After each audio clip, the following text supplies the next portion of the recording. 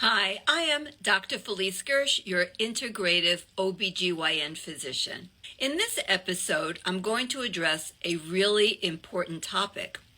And it's actually a two-parter in a way because they're not the same. The first part is if you are on hormones and you started them maybe sometime in the past up to a few years ago, even a few months ago, and you've just turned 60. Is it now time to stop? Is 60 a line in the sand that you cannot cross? You may have heard that. If you are 60 or older, it's time to stop hormones. You're too old to be on hormones. That's question number one. Are you really too old to stay on hormones once you hit the age of 60?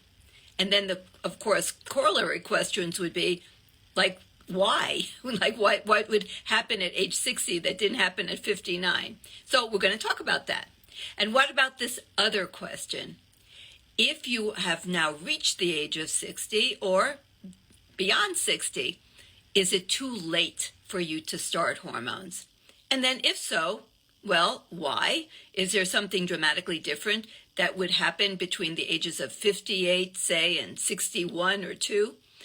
And does it matter, like, if there's anything else going on in your life? The other part to that is, and this you may also have heard of, it's not just the age of 60, it's if you are more than 10 years out, 10 or more years out since your official point of menopause, defined as 12 consecutive months without a spontaneous period or bleed or something, because if you bleed, who knows what it is unless you do a uterine biopsy.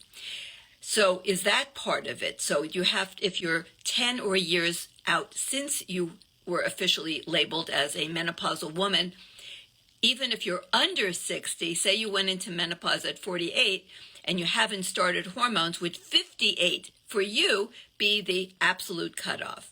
So we're going to address these questions. Let's start with the first part. What happens if you're on hormones, whether you started them at age 45, 50, 55, 60, rather 58, something like that, and now you've hit the age of 60? Is it all over for you? Do you need to stop hormones? Well, some people do stop them. Some doctors, I see this all the time in my practice. Patients come to me and they say, I've been doing well, I'm on hormones, and I went to my doctor for my annual checkup, and I'm now 60, and I was told, time to stop, you need to get off. You have hit that age when suddenly now it is bad for you to be on hormones. So my answer is no, there is nothing magical that happens when you turn 60 that means you have to stop hormones. What could that possibly be? And why did this idea even come about?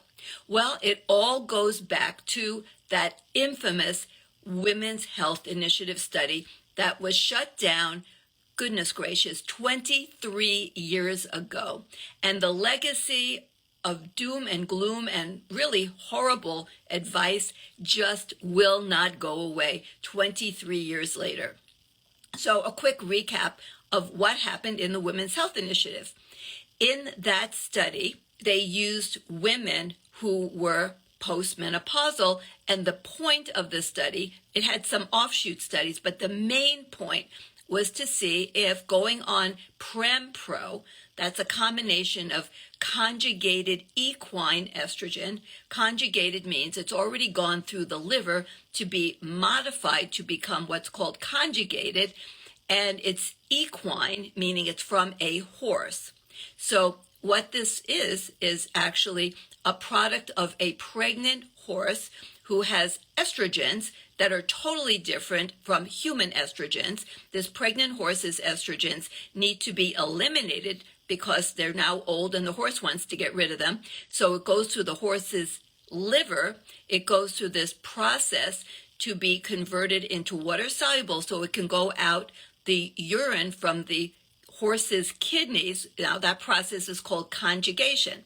So all of these estrogen products and other stuff that they can't even totally identify, which is why this never has become generic, all of this stuff goes out in the horse's urine and then it is turned into a tablet, and it was named Premarin. That's the brand name.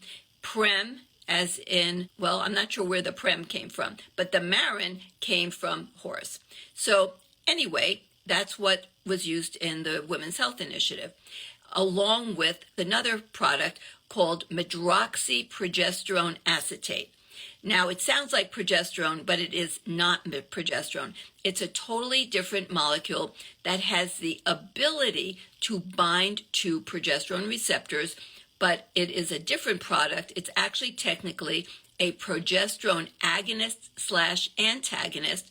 Another way to think of it is as a progesterone mimic or endocrine disruptor, because depending on which organ, when it binds to the receptor, it can either be like an on switch or an off switch or something in between, and it can act even more powerfully on receptors than natural progesterone, for example, in the uterine lining. In any case, time has now shown that that particular combination of non-human hormones is not really ideal.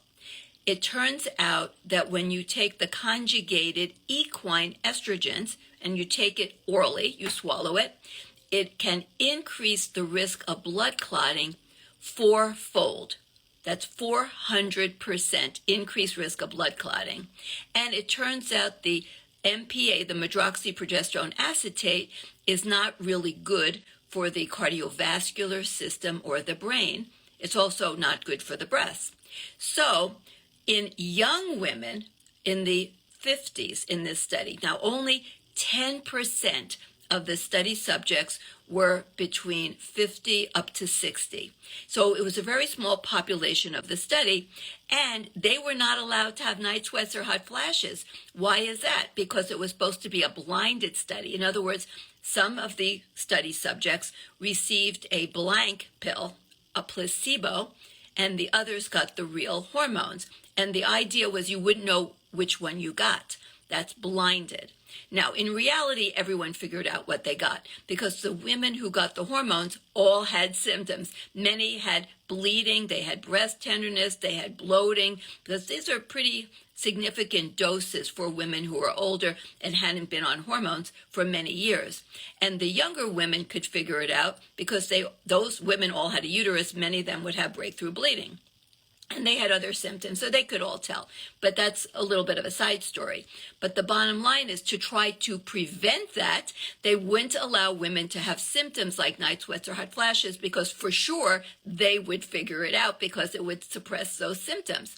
So what I'm telling you is that that means that that group of women in their 50s were probably healthier than the average group of women in their 50s who had gone recently through menopause, because 80% of women have significant night sweats or hot flashes, at least reasonably so, that they would notice if they were suppressed.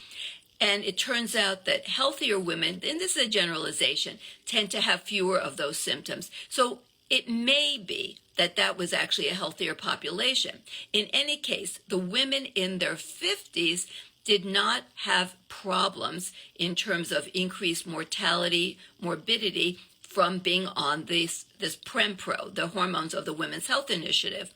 And in fact, they actually had a 30% all-cause mortality reduction.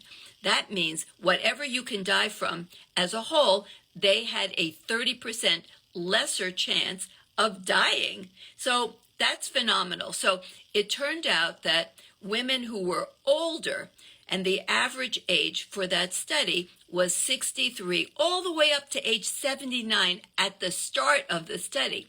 And they said it was healthy women, but the reality is you couldn't get thousands of women in their 60s and 70s in the United States who had amazing, perfect health. They didn't have high blood pressure, high cholesterol, insulin resistance. So the reality is that almost all the women had some significant metabolic dysfunction. They hadn't been diagnosed with a heart attack or a stroke, true, but many of them were on medications for things like blood pressure and high cholesterol. So when they gave this Prempro to younger women, they did fine, it turned out, because they were pretty darn healthy. And when they gave this hormone combination to older women, they had a small but significant increase in the risk of strokes. Originally, they thought heart attacks, but when they reworked the data, it actually wasn't.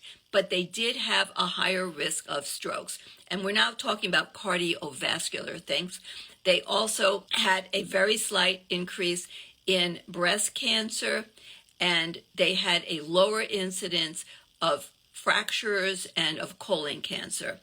But they also had a substantially higher risk of blood clots. So they could have little tiny blood clots in their arteries of their brain, which could also increase the risk of vascular dementia. So because of the unique properties of this product, the PremPro, it turned out that the younger women did okay, and women in their 60s and up, as a general group, had a higher risk of some of these problems. So it kind of evolved that you had this dual thing, that if you were younger, you could go and start the hormones, and if you were older, you shouldn't start. But their fear was, based on PremPro, that if you got older, because this drug, the Premarin, the conjugated equine estrogens, and the medroxyprogesterone acetate, they're not the same as bioidentical hormones. They did have some probability of creating some harm because of their innate properties unique to them, separate from human bioidentical hormones. So just alone, the fact that these chemicals, these hormones, if you call them that, they're not human hormones, but they can react to the different receptors for our hormones, but create a different outcome, that in those women who were 60 plus, that they had a higher rate of having blood clots and a little bit higher risk of things like stroke and breast cancer and dementia. So that's where this all came from. So does this apply to women who are on something else? Of course it does not. Because when you look at giving bioidentical estradiol, which was not in that formulation, that was PremPro, conjugated equine estrogens and medroxyprogesterone acetate. When you give bioidentical estradiol, you do not increase the risk of blood clots. There is no evidence that you increase the risk of anything bad.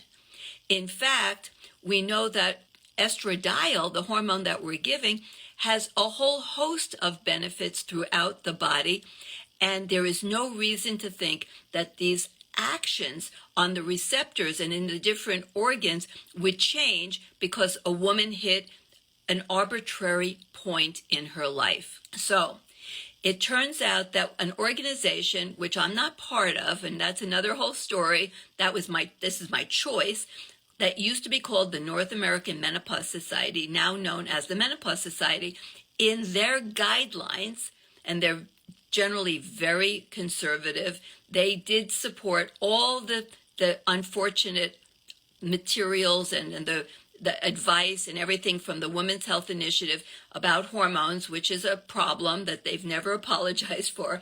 But the bottom line is that they have evolved, and they do now say in their guidelines that women who are 60 and above can stay on hormones for how long? For life, as long as they are monitored by their healthcare practitioner, and that they are always watched and so on. And they say, watch for what? Well, that's another story. Everybody should be watched as they age, and even young people should be watched, whatever that's called, monitored and measured, and make sure they're healthy in a whole host of ways. But not because hormones are dangerous, okay? Because everyone should just be monitored, especially with aging. But the guidelines from the Menopause Society are that you can stay on hormones for the duration of your life under medical supervision. So finally, there is an official organization, not that that is a mandate or anything, okay? There's no law. This is just a medical society giving out their advice that you can stay on hormones for life. And there's really harm, by the way, if you're on hormones and you stop them. So what would happen? There's a significant probability that you will have night sweats and hot flashes again if you had them before, which is really unpleasant and not healthy, because we know night sweats and hot flashes are not good for the brain. They affect sleep, which affects everything in the body. So the last thing we want is to have night sweats and hot flashes. But what else? If you stop the hormones, you're going to start the aging clock for loss of bone, for vascular problems, for gut problems, brain problems. So you'll start losing the benefits that were acquired through the years that you were on the hormones. So there's no reason. We know that when women stop having hormones with menopause, and even before then, they are already losing bone, collagen, cartilage is changing, their vascular system starts to deteriorate, they lose energy production throughout their body. The mitochondria that create energy, control the cell cycle, are all deteriorating when you don't have enough estradiol. The neurons in the brain that make the neurotransmitters like serotonin and dopamine are not going to be producing them properly and as healthy. The immune system throughout the body becomes dysregulated and more pro-inflammatory. The gut microbiome changes and becomes what we call dysbiotic or abnormal, and leaky gut ensues, which creates more havoc in the body as toxins from in the gut, the endotoxins, come out into the body between the cells, creating more inflammation, which creates more insulin resistance, as well as not having enough estrogen, which then dysregulates your glucose transport system, more promotion of diabetes. Who wants that? So if you're on hormones, you should stay on them unless something else comes along, like maybe breast cancer, uterine cancer. There are some reasons why it would be appropriate to stop, but not age, not because you hit a birthday. So I hope that this is really clear, that there is no medical reason why, if you're on hormones, you have to stop them at any arbitrary point of time, and that the reason that this even came about was because of the specific hormonal types of material, these molecules that are not human, that were used in the Women's Health Initiative. Let's bury that legacy. There were some interesting offshoot studies. We learned a lot about Prempro, that's for sure. Mainly don't use it, but we didn't learn enough about other types of hormones, and we still need to have way more data and way more studies. But we know enough to say it's safe to stay on these hormones for life. What about starting hormones?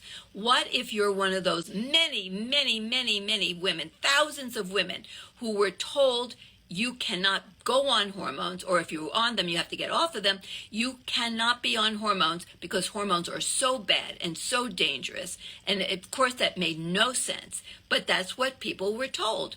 So the women didn't have the opportunity to be on hormones. So now it's all kind of being rethought. Menopause is really trendy, which is great.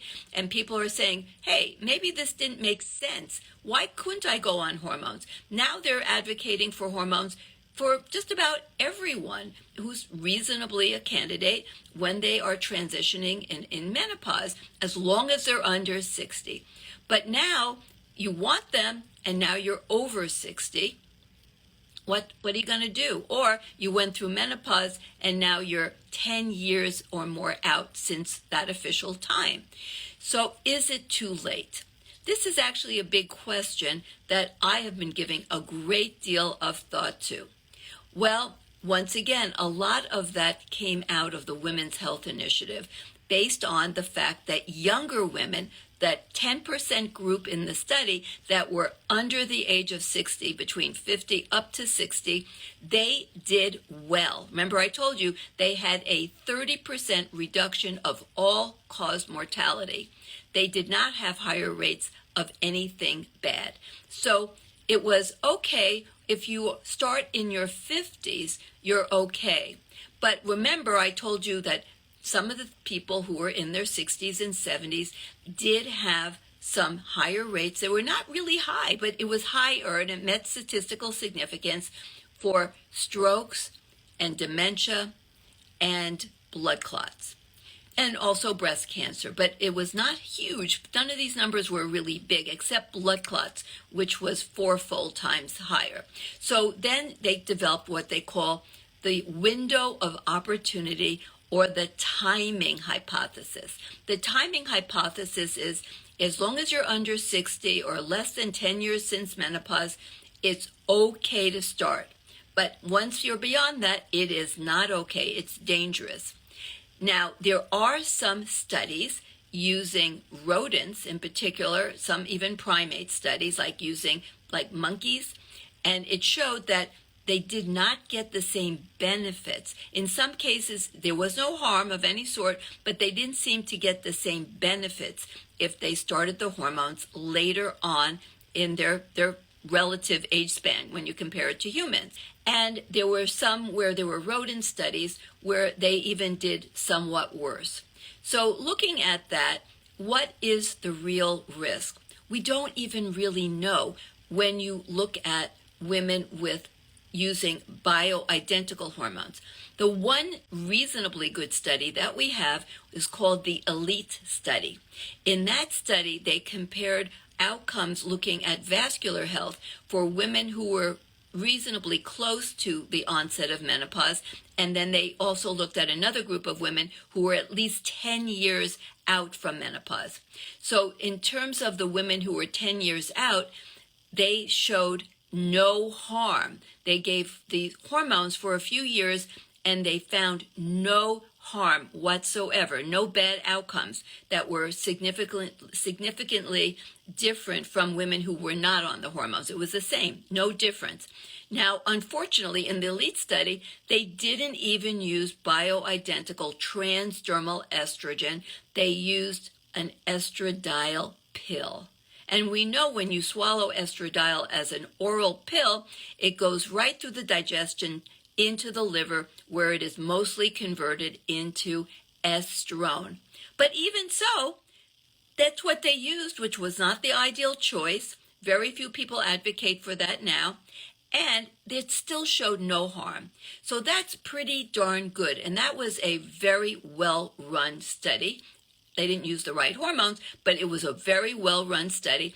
And they studied women 60 plus, women over 10 years out since menopause, and no harm whatsoever happened in those women's health. Now, what about the real risk? Is that okay? Is that enough data?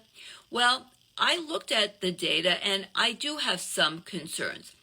If a woman is metabolically unhealthy at any age, it's not how many years you've lived, it's how healthy you are. So what's the potential risk? Well, I looked at the research. It turns out that there is some association with not doing as well if you're older, if you have a dysbiotic gut microbiome. That means the microbial population in your intestinal tract is abnormal and you have developed leaky gut, which, as I mentioned in other times, in other programs, it will cause the cells that line the intestine to drift apart, allowing the endotoxins, this bad stuff that's inside the gut lumen, to pass through the space between the cells into the body proper, and that can create a great deal of inflammatory response, and inflammation goes throughout the body, including into the arteries.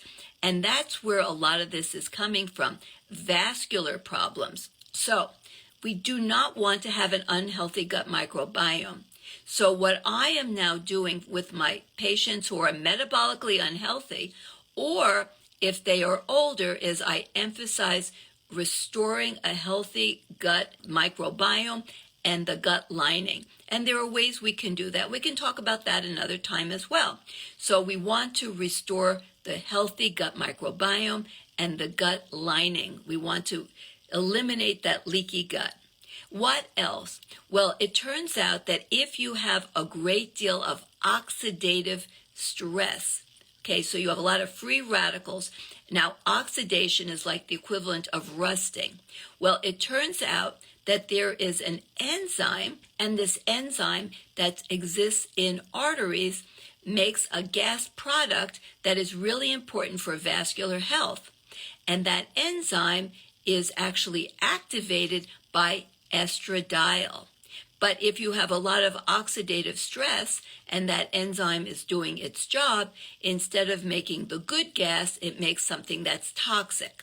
So, in a nutshell, I'm going to talk about this in the future because I'm creating a whole program to help women who are older to safely go on hormones at most any age. But I'm not going to even talk about exactly what I'm going to do until I have it all put together. But what I can tell you is that if you can get that, and you can, okay? Not if, you get that enzyme to be properly functioning, so it's making the proper healthy gas, then you can safely and really beneficially get women on really healthy, biologically appropriate doses of hormones. So this is really important. I think we're at the cusp of really looking forward to giving women at almost every age the opportunity to gain the benefits of hormones. We know that it's not that the receptors are dead and can't come back. How do I know that? There is some research that says, well, particularly the alpha receptor. So estradiol works on 3 types of receptors, and each receptor is very complex. There's alpha, beta, and a membrane-related receptor called G protein coupled receptor. And the question was, does the alpha receptor become dysfunctional as many years go by? And now it may become less functional, that is true, but we know that it doesn't go offline completely. It can't, and that we can do a lot to bring it back, it seems, because where is the alpha receptor besides in the arteries? It's in the bones. The bones are predominantly alpha, and we know that you can give older women, and this was shown in the Women's Health Initiative, where they got the conjugated equine estrogens, which turn primarily into estrone, which acts predominantly on the alpha receptor, that there was some benefit significant to the bone. So this is not a nothing thing. Clearly, the receptors are not really dead. And if you apply estrogen on the skin, you can reduce wrinkles in a very short period of time at any age. You can help heal wounds at any age if you apply it to the wound, and there's a lot of articles on that. And if you place estradiol into the vagina of an elderly woman, and this is now the standard of care, women in their 70s, 80s, you will have benefit. The vaginal tissues will definitely improve. So these receptors are not all gone. We know that that's impossible. We know that they're still there, and that's including the alpha receptor. But there is some potential for risk, and that's why I really feel that every woman who is metabolically unhealthy at any age, because all these things can happen in younger women too, not regarding necessarily the estrogen receptor part, but regarding this enzyme that I was telling you about, that and the leaky gut. Those can happen at any age. And there are women who do not have estrogen in their bodies for many years. That is the typical, like women who are on Depo-Provera. That's not used so much now, but it's been used plenty, and that will pretty close to shut down the ovaries. Very small amounts of estradiol are made, so all the receptors are not going to get a lot of exposure to estradiol for a woman who's on Depo-Provera. And they still are okay when their hormones are given back to them by getting the Depo-Provera out of their system. Once it's worn off, they can still come back, okay? So the bottom line is, I think the receptor argument doesn't hold water, but I think there is still something potentially to it, at least hypothetically. So I do feel that women who are 60 and over, or they're metabolically unhealthy, like they have high blood pressure, they've had heart disease, that type of thing, that they really should be monitored in a different way and we should work to make sure their gut is restored and healthy as far as their microbiome, the gut integrity, and the enzyme systems involved in making this important gas that maintains vascular health. So those are important. I'm going to get into how I'm going to do this in the near future as I get my whole project together and can unveil it, because this is really important. There's a whole generation of women who have been deprived of the benefits of hormone therapy because of what happened with the Women's Health Initiative. They were told they can't go on it, it's dangerous, and then, well, it's okay to go on it, but now you're too old. That is so unfair to those women, and I am going to change that. But I'm working on it still a work in progress. In the meantime, if a woman seems very healthy, and there are lab tests and other things we can do. If they're metabolically healthy, there's no signs that that enzyme system is being corrupted, their gut is healthy, then their age is not the subject. It's not the issue. So just understanding it's not really age. It's about metabolic health, oxidative stress, and systemic inflammation that could pose a risk to older women. And it's much more a hypothetical risk because the one study we have, the ELITE study, did not show harm when hormones were given. Even the wrong type of hormone was given to older women. So I think this is blown out of proportion, but once again, we want caution to be the number one thing for every single woman. In terms of levels, I just have to bring this up because I'm getting so many questions about what are the levels that we want to achieve. I look at the levels of a healthy, reproductive aged woman as my guidelines. So I'm looking for levels that are somewhere in the upper 60s or higher, up into the over 100. Okay, in this case, every woman would be monitored individually to see how she feels, to see what her reaction is. And I'm going to talk more specifically in the future about levels. At a bare minimum, we know that an estradiol level under 50 is not really enough to support the tissues. So we want to be over 50 for sure. And we definitely are not looking to be over 200. So obviously, that's a huge range. But if you can get levels that are getting close to 100 and you feel good, that would be a good target for now. I'm going to be coming out with much more specifics on this in the future. But you want to check levels. If you are doing a conventional treatment that's just for reduction of night sweats and hot flashes, remembering that's the FDA use. It's not for health. It's not for healthy longevity. That is not an FDA approved use. Everything I'm talking about is off-label use in terms of using it for healthy longevity. Now, interestingly, in the Menopause Society, their own doctrine says that you can use hormones indefinitely for the whole life of a woman for the purpose of reducing night sweats and hot flashes, for helping to prevent osteoporosis, and then the third one, which I do love, I have to say, it's for quality of life.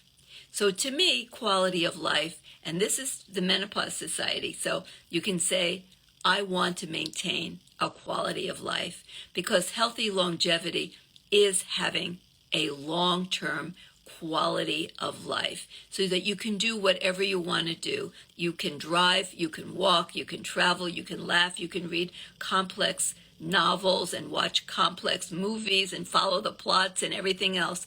That is quality of life. That is an official recommendation as a reason to stay on hormones for life. So that, I have to say, I love that they put that in.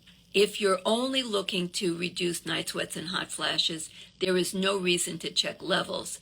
All you do is check, what are my symptoms? But if your goal is quality of life, then levels do matter. And we're going to talk much more about them in the future. But at least, please get them over 50 if you're looking to have levels that are going to do some support for your tissues. So I hope that you understand that hormones should be started as early as possible, used for life, because the benefits don't go away ever at any arbitrary age. The cells in your body don't know how old you are. They're all different ages. They're programmed genetically to do what they're supposed to do if they get what they need at every age. And I'm working on it, you guys out there who are over 60, to get a really good, safe program together so that you too can be on hormones. Thank you.